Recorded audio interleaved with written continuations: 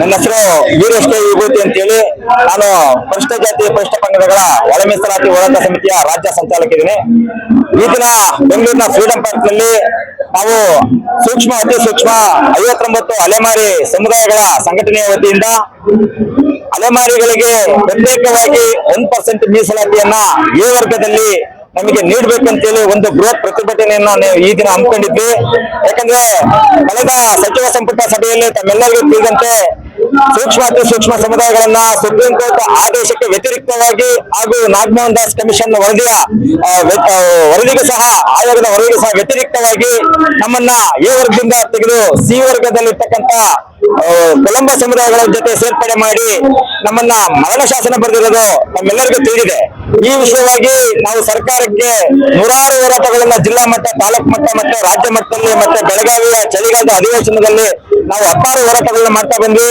ಆದ್ರೆ ಸರ್ಕಾರ ಇದುವರೆಗೂ ನಮ್ಮ ಹೋರಾಟಕ್ಕೆ ಯಾವುದೇ ಮಣಿದರೆ ನಮ್ಮಂತ ಸೂಕ್ಷ್ಮ ಅತಿ ಸೂಕ್ಷ್ಮ ಅತ್ಯಂತ ಹಿಂದುಳಿದ ಸಮುದಾಯಗಳನ್ನ ಮುಂದುವರೆದಂತಹ ಸಮುದಾಯಗಳ ಜೊತೆ ಸೇರ್ಪಡೆ ಮಾಡಿ ಅವೈಜ್ಞಾನಿಕ ಸೇರ್ಪಡೆ ಮಾಡಿ ನಮಗೆ ಒಂದು ಮರಣ ಶಾಸನವನ್ನು ಬರೆದಿದೆ. ಇದು ಬದಲಾಗಬೇಕಾಗಿದೆ. ಯಾಕಂದ್ರೆ ಇಡೀ ರಾಜ್ಯದಲ್ಲಿ ಇರ್ತಕ್ಕಂಥ ಎಲ್ಲ ಸಾಹಿತಿಗಳು, ಬರಹಗಾರರು, ಚಿಂತನಕಾರರು ಮತ್ತೆ ಸೋಷಿಯಲ್ ಮೀಡಿಯಾದಲ್ಲಿ ಇವತ್ತು ಪ್ರತಿಯೊಬ್ಬರು ಈ ಅಲೆಮಾರಿಗಳಿಗಾಗಿರೋ ಅನ್ಯಾಯವನ್ನು ಖಂಡಿಸಿ ರಾಜ್ಯಾದ್ಯಂತ ಬೃಹತ್ ಒಂದು ಆಂದೋಲನ ಆಗಿರುವಂತದ್ದು ತಮ್ಮೆಲ್ಲರ ಗಮನದಲ್ಲಿದೆ. ಆದ್ರೂ ಸಹ ಸರ್ಕಾರ ಇದುವರೆಗೂ ನಮ್ಮನ್ನ ಎಚ್ಚೆತ್ತುಕೊಂಡಿರೋದ್ರಿಂದ ನಮಗೆ ಆಗಿರುವ ಅನ್ಯಾಯವನ್ನು ಖಂಡಿಸಿ ನಾವು ಸೀದಾ ಏನು ಕಾಂಗ್ರೆಸ್ನ ಹೈಕಮಾಂಡ್ ಆದಂತಹ ದೆಹಲಿ ಕಾಂಗ್ರೆಸ್ ಕಚೇರಿಗೂ ಸಹ ನಾವು ಭೇಟಿ ಕೊಟ್ಟು ಸುಮಾರು 15 ದಿನಗಳ ಕಾಲ ರಾಹುಲ್ ಗಾಂಧಿ ಅವರನ್ನ ಭೇಟಿ ಮಾಡೋದಕ್ಕೆ ಪ್ರಯತ್ನ ಮಾಡಿದ್ರು ಸಹ ನಮಗೆ ಅವರು ಲಭ್ಯ ಆಗದೆ ಇರೋದ್ರಿಂದ ನಾವು ಅತ್ಯಂತ ನಿರಾಶಾದಾಯಕವಾಗಿ ಬರಿಗೈಯಲ್ಲಿ ಸುಮಾರು 25ರಿಂದ 30 ಲಕ್ಷ ಹಣವನ್ನ ನಾವು ಭಿಕ್ಷಾಟನೆ ಮೂಲಕ ಕಲೆಕ್ಟ್ ಮಾಡಿದಂತ ಹಣವನ್ನ ಹೋರಾಟಕ್ಕೆ ವ್ಯಯ ಮಾಡಿ ಬರಿಗೈಯಲ್ಲಿ ಅಲ್ಲಿಂದ ವಾಪಸ್ ಆದ್ವಿ. ನಮಗೆ ಇದುವರೆಗೂ ಸಹ ಯಾವುದೇ ರೀತಿಯ ಅಲೆಮಾರಿ ಸಮುದಾಯಗಳಿಗೆ ಒಂದು ಸರ್ಕಾರಿ ಸೌಲಭ್ಯ ಆಗಿರ್ಬೋದು, ನಿವೇಶನ ಆಗಿರ್ಬೋದು, ವಸತಿ ಆಗಿರ್ಬೋದು, ಬಂಡವಾಳ ಆಗಿರ್ಬೋದು, ಭೂಮಿ ಇರ್ಬೋದು, ಶಿಕ್ಷಣ ಎಲ್ಲದಿಂದಲೂ ಅತ್ಯಂತ ನಿಕೃಷ್ಟವಾಗಿ ವಂಚಿತವಾದಂತಹ ಸಮುದಾಯಗಳು ಇವತ್ತು ಕಾಡು ಅಂಚಿನಲ್ಲಿ, ಸ್ಮಶಾನದ ಪಕ್ಕದಲ್ಲಿ, ರೈಲ್ವೆ ಗೇಟ್ ಪಕ್ಕದಲ್ಲಿ ತಾವೆಲ್ಲರೂ ನೋಡಿರ್ಬೋದು ಟೆಂಟು ಗುಡಾರ ಗುಡಿಸಲುಗಳು ಹಾಕೊಂಡು ಇವತ್ತು ವಿಷ ಜಂತುಗಳ ಜೊತೆ ಜೀವನ ಮಾಡ್ತಾ ಇದ್ದಾರೆ. ಪ್ರತಿದಿನ ಎದ್ರೆ ನಮ್ದೇನಿದೆಯ ಕಾಯಕ ಧಾರ್ಮಿಕ ಭಿಕ್ಷಾಟನೆ ಈ ತರದ ವೇಷಭೂಷಣಗಳನ್ನ ಹಾಕೊಂಡು ನಾವು ವೃದ್ಧಾಕ್ಷಿಯನ್ನು ಧರಿಸಿಕೊಂಡು ಕೆಲವು ಸಮುದಾಯಗಳು ರಾಮಲಕ್ಷ್ಮಣನ ವೇಷ ಹಾಕೊಂಡು ಇವತ್ತು ದೊಂಬೆ ಸಮುದಾಯ ದೊಂಬೆ ಆಟ ಆಡೋದ್ರ ಮೂಲಕ, ಶಿಲ್ಲೆಕಾಟ ಸಮುದಾಯಗಳು ತೊಗಲುಗೊಂಬೆ ಆಡಿಸೋದ್ರ ಮೂಲಕ ಈ ರೀತಿ ವಿಭಿನ್ನವಾದ ಅವರಾದಂತಹ ಕಲೆ ಮತ್ತು ಧಾರ್ಮಿಕ ಭಿಕ್ಷಾಟನೆ ಮೂಲಕ ಜೀವನ ಮಾಡ್ತಕ್ಕಂಥ ನಮ್ಮಂತ ಸಮುದಾಯಗಳನ್ನ ಇವತ್ತು ಒಳ ಮೀಸಲಾತಿ ವರ್ಗೀಕರಣದಲ್ಲಿ ಅನ್ಯಾಯ ಮಾಡಿ ಕಗ್ಗೊಲೆ ಮಾಡಿದೆ. ಇದು ಅತ್ಯಂತ ಅಮಾನವೀಯ. ಇದು ಸಾಮಾಜಿಕ ನ್ಯಾಯಕ್ಕೆ ಮತ್ತು ನೈಸರ್ಗಿಕ ನ್ಯಾಯಕ್ಕೆ ಅತ್ಯಂತ ವಿರೋಧವಾದದ್ದು. ಇದನ್ನ ನಾವು ಖಂಡಿಸಿ ಹೈಕಮಾಂಡ್ಗೂ ಸಹ ಭೇಟಿ ಮಾಡಿ ಸಹ ನಮಗೆ ನ್ಯಾಯ ಸಿಗದಿರೋದ್ರಿಂದ ಅಂತಿಮವಾಗಿ ನಾವು ಈಗಾಗಲೇ ಕರ್ನಾಟಕದ ಉಚ್ಚ ನ್ಯಾಯಾಲಯದಲ್ಲಿ ನಾವು ಒಂದು ರಿಟ್ ಪಿಟಿಷನ್ ಅನ್ನು ಸಹ ಸಲ್ಲಿಸಿದೀವಿ. ನಮಗೆ ರಿಟ್ ಪಿಟಿಷನ್ ಸಲ್ಲಿಸಿರೋದ್ರಿಂದ ಈಗ ಹೈಕೋರ್ಟ್ ತಡೆ ಆಜ್ಞೆಯನ್ನು ಸಹ ನೀಡಿದೆ. ಯಾವುದೇ ಹುದ್ದೆಗಳನ್ನ ನೀವು ಅಲೆಮಾರಿಗಳಿಗೆ ತೀರ್ಮಾನ ಆಗತ್ತಂತ ಯಾವುದೇ ಹುದ್ದೆಗಳನ್ನ ತುಂಬಿಸಬಾರದು. ಅದಕ್ಕೆ ಪೂರಕವಾದ ಪ್ರಕ್ರಿಯೆಗಳನ್ನ ಮಾತ್ರ ನೀವು ನಡೆಸಬಹುದು, ಎಕ್ಸಾಮ್ ನಡೆಸಬಹುದು, ವಗೇರೆ ನಡೆಸಬಹುದು. ಆದ್ರೆ ಅಂತಿಮ ಫಲಿತಾಂಶವನ್ನ ನೀವು ನೀಡಂಗಿಲ್ಲ ಅಂತೇಳಿ ಈಗಾಗಲೇ ತಡೆ ಆಜ್ಞೆ ಇರೋದ್ರಿಂದ ಸರ್ಕಾರಕ್ಕೆ ಈಗ ನಾವೊಂದು ಕಗ್ಗಂಟಾಗಿದೆ. ಈ ಕಗ್ಗಂಟನ್ನ ತುಂಬಾ ಈಸಿಯಾಗಿ ಬಿಡಿಸಬಹುದು. ಇವತ್ತು ಎಲ್ಲಾ ಆಯೋಗಗಳು, ಸದಾಶಿವ ಆಯೋಗ ಇರ್ಬೋದು, ನಾಗಮೋಹನ್ ದಾಸ್ ಆಯೋಗ ಇರ್ಬೋದು, ಮಾಧವಸ್ವಾಮಿ ಆಯೋಗ ಇರ್ಬೋದು, ಕಾಂತರಾಜ್ ಆಯೋಗ ಇರ್ಬೋದು, ಎಲ್ಲಾ ಆಯೋಗಗಳು ಸಹ ಅಲೆಮಾರಿಗಳ ಪರವಾಗಿರುವ ಅಲೆಮಾರಿಗಳಿಗೆ ಪ್ರತ್ಯೇಕ ಮೀಸಲಾತಿ ಕೊಡ್ಬೇಕಂತ ಹೇಳಿದ್ರು ಸಹ ರಾಜ್ಯದಲ್ಲಿರ್ತಕ್ಕಂಥ ಮತದಾರರ ಪ್ರಭುಗಳು ಇಡೀ ರಾಜ್ಯದಲ್ಲಿರ್ತಕ್ಕಂಥ ಜಾತ್ಯತೀತವಾಗಿ ಎಲ್ಲಾ ಸಮುದಾಯದ ಎಲ್ಲಾ ಮತದಾರರು ಅಲೆಮಾರಿಗಳಿಗೆ ಅನ್ಯಾಯ ಆಗಿದೆ ಕೊಡಿ ಅಂತ ಹೇಳಿದ್ರು ಸಹ ಸಂವಿಧಾನದ ಚೌಕಟ್ಟಿನಲ್ಲಿ ಸರ್ಕಾರ ನೀಡ್ತಾ ಇದೆ.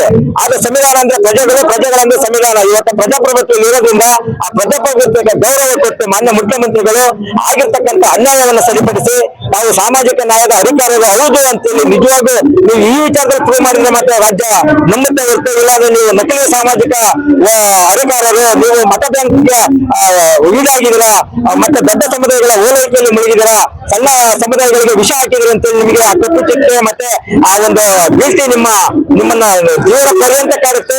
ನೀವು ಅಂತಿಮ ಏನು ರಾಜಕೀಯದ ಅಂತಿಮ ಒಂದು ಹಂತದಲ್ಲಿದ್ದೀರಿ. ಇಂಥ ಸಂದರ್ಭದಲ್ಲಿ ತಾವು ಯಾವತ್ತು ಕಪ್ಪು ಚಿಕ್ಕೆಯನ್ನು ತಗೋಬಾರ್ದು.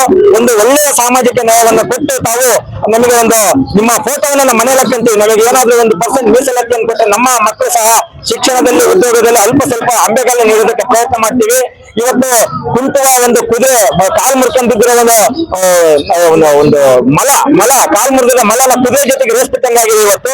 ಇದು ಅವೈಜ್ಞಾನಿಕ ಇದೆ. ದಯವಿಟ್ಟು ನಡೀತಕ್ಕಂತ 27ನೇ ತಾರೀಕು ನಾಳೆ ನಡೀತಕ್ಕಂತ ವಿಶೇಷ ಸಚಿವ ಸಂಪುಟ ಸಭೆಯಲ್ಲಿ ಈ ಅಲೆಮಾರಿಗಳಿಗೆ ಆಗಿರ್ತಕ್ಕಂಥ ಅನ್ಯಾಯವನ್ನು ಸರಿಪಡಿಸೋದಕ್ಕೆ ನಿಮಗೆ ಮತ್ತೊಂದು ಸುವರ್ಣಾವಕಾಶ ನಿಮ್ ಪಾಲಿಗೆ ಒದಗಿ ಬಂದಿದೆ 2ನೇ ಬಾರಿಗೆ.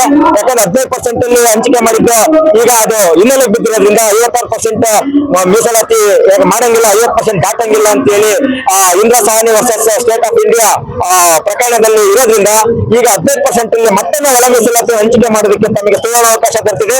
ಇದರಲ್ಲಿ ತಾವು ಸಾಮಾಜಿಕ ನ್ಯಾಯವನ್ನು ಎತ್ತಿ ಹಿಡಿದು ಈ ಅಲೆಮಾರಿ ಸಮುದಾಯಗಳನ್ನು ಬದುಕೋದಕ್ಕೆ ತಾವು ಅವಕಾಶ ಮಾಡಿಕೊಡಬೇಕಂತೇಳಿ ನಾನು ಈ ಮೂಲಕ ಅಲೆಮಾರಿ ಸಂಘಟನೆಯಿಂದ ಒತ್ತಾಯ ಪಡಿಸ್ತೀನಿ.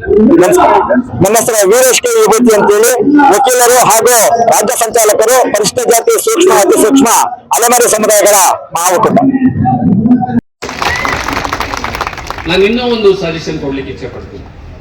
ಟೆಕ್ನಿಕಲಿ ಇದು ಕೊಡಕ್ ಆಗಲ್ಲ ಅಂತ ಹೇಳಿದ್ದು ಅಂತಂದ್ರೆ ಅದು ನಿಮ್ಮಿಂದಲೇ ಒಂದು ಆರಂಭ ಆಗ್ಬೋದಾ? ಈಗ 3 ಗುಂಪುಗಳಿದೆ, ಎ ಗುಂಪು, ಬಿ ಗುಂಪು, ಸಿ ಗುಂಪು ಅಂತಿದೆ. ಎ ಗುಂಪಿನವ್ರು ನೀವೇ ನಮ್ಗೆ 40% ನಮ್ಮಲ್ಲಿ ಕೊಟ್ಬಿಡಿ ಅಂತ ಕೇಂದ್ರ ಸರ್ಕಾರ ಕಳಿಸಿದ್ರೆ ಅಲ್ಲಿ ನಾವು ಏನಾದ್ರೂ ಹೋರಾಟ ಮಾಡಿಕೊಂಡು 3rd ಶೆಡ್ಯೂಲ್ ನಲ್ಲಿ ನಮ್ಮನ್ನು ಹಾಕಿಸ್ಕೊಳ್ತೀವಿ. ಇದು ಒಂದು ಅವಕಾಶ ನಿಮ್ಮ ಮುಂದ್ಗಡೆ. ಈ 3 ಅವಕಾಶಗಳನ್ನ ನೀವು ಪರಿಗಣಿಸಬೇಕು ಅಂತ ನಾನಿಲ್ಲಿ ಅವ್ರನ್ನ ಅತ್ಯಂತ ಕಳಕಳಿಯಿಂದ ನಾನು ವಿನಂತಿಸ್ತಾ ಇದ್ದೀನಿ. ಯಾಕಂದ್ರೆ 3 ಜನ ಬಹಳ ಆಪ್ತರಷ್ಟೇ ಅಲ್ಲ, ಅವರು ಬಹಳ ಆತ್ಮೀಯರು ಮತ್ತು ಹೃದಯದಿಂದ ಅವರು ಎಲ್ಲವನ್ನೂ ಕೂಡ ಪ್ರಯತ್ನಿಸುವಂಥವ್ರು. ಬೆದಲಿನಿಂದ ಅಲ್ಲ, ಹೃದಯದಿಂದ ಮಾಡುವಂಥವ್ರು. ಅವ್ರಿಗೆ ಯಾವುದೇ ನೋವು ಗೊತ್ತಿದೆ. ಯಾಕಂದ್ರೆ ಆ ನೋವನ್ನ ಇವರು ಅನುಭವಿಸಿ ಆ ದಾರಿಯಲ್ಲೇ ಬಂದವರು. ಆದ್ರಿಂದ ನಿಮ್ಮ ನೋವು ಅವ್ರಿಗೂ ಗೊತ್ತಿದೆ. ಹಾಗಾಗಿ ನಿಮ್ಮನ್ನ ನಾನು ರಿಕ್ವೆಸ್ಟ್ ಮಾಡ್ಕೊಳ್ತಾ ಇದ್ದೀನಿ, ಇದ್ರಲ್ಲಿ